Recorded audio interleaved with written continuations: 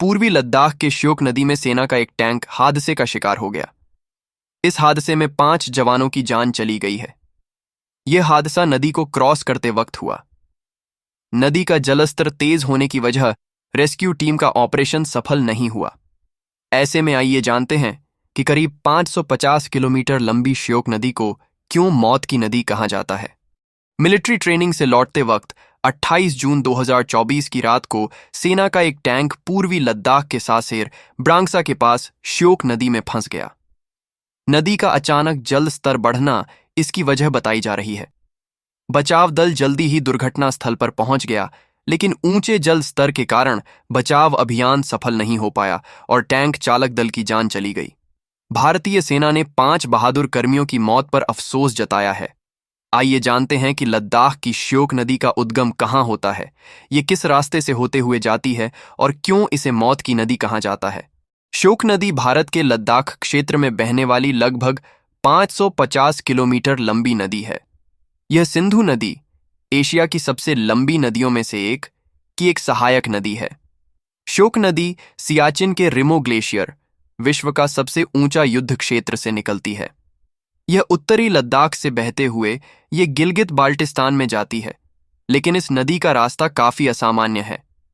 रिमो glacier से निकलकर पहले ये दक्षिण पूर्वी दिशा में बहती है, फिर पैंगोंग रेंज में आने पर यह उत्तर पश्चिमी दिशा में मुड़ जाती है और अपने पुराने रास्ते के समानांतर बहने लगती है। दिस्किट गांव से पहले श्योक नदी अपनी प्रमुख सहायक नदी नुब्रा नदी के साथ संगम पर चौड़ी हो जाती है। फिर यागुलुंग के पास एक संकीर्ण घाटी से होकर बाल्टिस्तान पहुंचती है।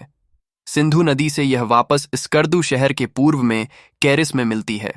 श्योक को मौत की नदी क्यों कहते हैं?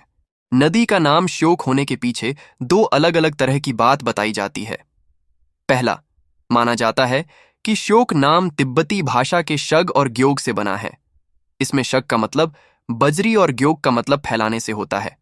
बाढ़ आने पर नदी भारी मात्रा में बजरी जमा करती है, इस वजह से इसे बजरी फैलाने वाला यानी शायोग कहा गया।